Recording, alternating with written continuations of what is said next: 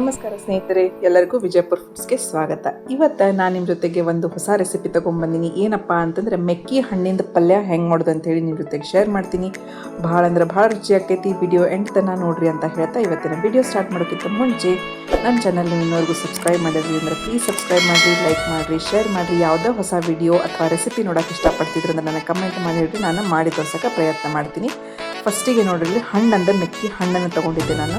ಇದು ಹಸಿ ಇದ್ದಾಗ ಇದ್ರದ್ದು ಚಟ್ನಿ ಕೊಡ್ತಾರೆ ರೀ, ಉಪ್ಪಿನಕಾಯಿ ಮಾಡ್ತಾರೆ. ಹಣ್ಣು ಆದಮೇಲೆ ನಮ್ಮ ಬಿಜಾಪುರ ಸೈಡ್ ಇದ್ದದ್ದು ಪಲ್ಯ ಮಾಡ್ತಾರೆ. ಭಾಳ ಅಂದ್ರೆ ಭಾಳ ರುಚಿ ಆಕೈತಿ. ನಾನು ತೊಳೆದಿಟ್ಕೊಂಡಿದ್ದೆ. ಈ ರೀತಿ ಒಂದ್ರಾಗ 2 ಭಾಗ ಮಾಡಿ ಒಳಗೇನು ಬೀಜ ಅದಾವಲ್ಲ ಅಷ್ಟು ಬೀಜನ ನಾವು ತಗೋಬೇಕಾಗ್ತೈತಿ. ಇಲ್ಲಾಂದ್ರೆ ಸ್ವಲ್ಪ ಹುಳಿ ಆಕೈತಿ, ಆಮೇಲೆ ಸ್ವಲ್ಪ ಟೇಸ್ಟ್ ಬರೋಂಗಿಲ್ಲ. ಸೊ ಅದ್ರೊಳಗಿಂದ ಎಲ್ಲ ಬೀಜ ತಗೊಂಡು ಈ ಆಕಾರ ಒಳಗೆ ನಾವು ಕಟ್ ಮಾಡ್ಕೋಬೇಕು. ನೀವು ಯಾವ ಶೇಪ್ನಾಗ ಬೇಕು ಆ ರೀತಿ ನೀವು ಕಟ್ ಮಾಡಿ ಇಟ್ಕೋಬೋದು. ಅದ್ರ ಜೊತೆಗೆ ನಾನಿಲ್ಲಿ ಒಂದು ಸ್ವಲ್ಪ ಉಳ್ಳಾಗಡ್ಡಿನೂ ಕಟ್ ಮಾಡಿ ಇಟ್ಕೊಂಡಿದ್ದೀನಿ. ಬರ್ರಿ ಝಟ್ಪಟ್ಟಾಗಿ ಒಗ್ಗರಣೆ ಹಾಕೋನು. ಒಗ್ಗರಣೆ ಹಾಕೋಕ್ಕೆ ನಾನಿಲ್ಲಿ ಒಂದು ಸ್ವಲ್ಪ ಶೇಂಗಾ ಎಣ್ಣೆ ಬಳಸ್ಕೊಂಡಿನಿ. ಅದ್ರ ಜೊತೆಗೆ ಒಂದು ಸ್ವಲ್ಪ ಸಾಸಿವೆ ಜೀರಿಗೆ ಹಾಕಿನಿ. ಸಾಸಿವೆ ಜೀರಿಗೆ ಚಟಪಟ ಅಂತಂದಮೇಲೆ ನಾವು ಕರಿಬೇವು ಮತ್ತು ಉಳ್ಳಾಗಡ್ಡಿನ ಇದ್ರೊಳಗೆ ಹಾಕ್ಕೊಂಡು ಒಂದು ಸ್ವಲ್ಪ ಬಿಸಿ ಮಾಡ್ಕೊಳ್ಳೋಣ. ಸ್ನೇಹಿತರೆ, ನೀವು ಯಾವಾಗಾದರೂ ಮೆಕ್ಕಿ ಹಣ್ಣಿನ ಪಲ್ಯ ತಿಂದಿರೇನು ಅಥವಾ ನೀವು ಮಾಡ್ತಿದ್ರಿ ಅಂದರೆ ನೀವು ಯಾವ ರೀತಿ ಮಾಡ್ತೀರಿ ಅಂತ ನನಗೆ ಕಮೆಂಟ್ ಮಾಡಿ ಹೇಳ್ರಿ. ನಾನಿಲ್ಲಿ ಒಂದು ಸ್ವಲ್ಪ ಅರಿಶಿಣದ ಪುಡಿ ಹಾಕ್ಕೊಂಡಿನಿ. ಅದ್ರ ಜೊತೆಗೆ ಒಂದು ಸ್ವಲ್ಪ ರುಚಿಗೆ ತಕ್ಕಷ್ಟು ಉಪ್ಪನ್ನು ಇದ್ರೊಳಗೆ ಆ್ಯಡ್ ಮಾಡ್ಕೊಂಡಿನಿ. ಸ್ನೇಹಿತರೆ, ಇದನ್ನು ಸಜ್ಜಿ ರೊಟ್ಟಿ ಜೋಡಿ, ಬಿಸಿ ಚಪಾತಿ ಜೋಡಿ, ಬಿಸಿ ರೊಟ್ಟಿ ಜೋಡಿ ಪಲ್ಯ ಭಾಳ ಅಂದ್ರೆ ಭಾಳ ರುಚಿ ಆಕೈತಿ.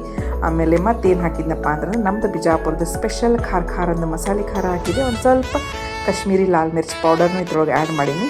ಅದು ಎಲ್ಲ ಹುರಿದ ಮೇಲೆ ನಾವೇನು ಕಟ್ ಮಾಡಿ ಇಟ್ಕೊಂಡಿರುವಂತಹ ಮೆಕ್ಕಿ ಹಣ್ಣನ್ನು ಈ ರೀತಿ ಎಲ್ಲ ಒಗ್ಗರಣೆ ಒಳಗೆ ಹಾಕಿ ಚೆಂದಾಗೆ ನಾವು ಒಂದು 5 ರಿಂದ 10 ನಿಮಿಷ ಎಣ್ಣೆ ಒಳಗನ ಇದನ್ನು ತಾಳಿಸ್ಕೋಬೇಕಾಗ್ತೈತಿ. ಸ್ನೇಹಿತರೆ, ಈ ಪಲ್ಯ ಭಾಳ ಅಂದ್ರೆ ಭಾಳ ಸರಳ ಆಕೈತಿ, ಅಷ್ಟು ರುಚಿ ಆಕೈತಿ.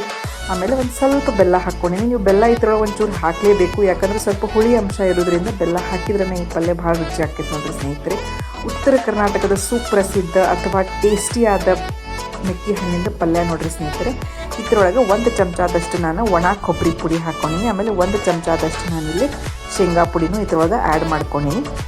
ಇದನ್ನು ಇಷ್ಟ ಹಾಕಿದ್ರೆ ನೋಡಿರಿ, ನಮ್ದು ಬಿಸಿ ಬಿಸಿಯಾಗಿ ರುಚಿಯಾಗಿ ಮೆಕ್ಕಿ ಹಣ್ಣಿಂದ ಪಲ್ಯ ರೆಡಿ ಆಗಿಬಿಡ್ತೈತಿ. ಸ್ನೇಹಿತರೆ, ನಮ್ಮ ಮನೆಯೊಳಗಂತೂ ಈ ಪಲ್ಯ ಎಲ್ಲರಿಗೂ ಇಷ್ಟ ನೋಡಿರಿ. ಅನ್ನದ ಜೊತೆಗೇನು ತಿಂತಾರೆ, ರೊಟ್ಟಿ ಜೋಡಿ, ಪಲ್ಯ ಜೋಡಿ, ಮಕ್ಕಳು ಸದ್ಯಕ್ಕೆ ಇಷ್ಟಪಟ್ಟು ತಿಂತಾರೆ ನೋಡಿರಿ. ಅಷ್ಟಂದ್ರೆ ಅಷ್ಟು ಟೇಸ್ಟಿ ಆಕೈತಿ. ಅದೆಲ್ಲ ಕುದ್ದ ಮ್ಯಾಲಿಂದ ಸೊಟ್ಟಿ ಒಳಗಿಂದ ಕಂಟೆಂಟ್ ಎಲ್ಲ ಚೆಂದಾಗಿ ಸಾಫ್ಟಾಗಿ ಬೆಸ್ಟ್ ಅಂದ್ರೆ ಬೆಸ್ಟ್ ಪಲ್ಯ ಆಕೈತಿ ನೋಡಿರಿ. ಎಲ್ಲ ಹಾಕಿ ಚೆಂದಾಗಿ ಮಿಕ್ಸ್ ಮಾಡ್ಕೊಂಡಾದ್ಮೇಲೆ ನಾನಿಲ್ಲಿ ಒಂದು ಸ್ವಲ್ಪ ಇದ್ರೊಳಗೆ ನೀರು ಹಾಕ್ಕೊಂಡಿನಿ. ನೀರು ಹಾಕ್ಕೊಂಡು ಆದಮೇಲೆ ನೀವು ಬರೋಬ್ಬರಿ ಒಂದು 10 ನಿಮಿಷ ಇದನ್ನು ಒಂದು ಮುಚ್ಚಳ ಮುಚ್ಚಿ ಚೆಂದಾಗಿ ಕುದಿಯಾಕ ಬಿಟ್ಟುಬಿಡ್ರಿ. ಸ್ನೇಹಿತರೆ, ಇದು ಎಲ್ಲ ಕುದ್ದಾದ್ಮೇಲೆ ನೋಡಿರಿ ಈ ರೀತಿ ಸೈಡಿಗೆ ಎಣ್ಣೆ ಬಿಡ್ತೈತಿ. ಆಮೇಲೆ ಮಸ್ತ್ ಸಾಫ್ಟಾಗಿ ಮೆಕ್ಕಿ ಹಣ್ಣು ನಮಗೆ ಕುದ್ದ ಈ ರೀತಿ ರೆಡಿ ಆಗಿಬಿಡ್ತೈತಿ ನೋಡಿರಿ. ಸ್ನೇಹಿತರೆ, ಎಲ್ಲ ನೀರು ಅಟ್ಟಿಸ್ಬೇಕು. ಒಂದು ಸ್ವಲ್ಪ ಎಲ್ಲ ನೀರು ಅಟ್ಟಿಸಿದ ಮೇಲೆ ನೀವು ಮ್ಯಾಲಿಂದ ಒಂದು ಸ್ವಲ್ಪ ಕೊತ್ತಂಬರಿ ಹಾಕಿದರೆ ಬಿಸಿ ಬಿಸಿಯಾದ ಪಲ್ಯ ರೆಡಿ ಆಕೈತಿ. ಧನ್ಯವಾದಗಳು.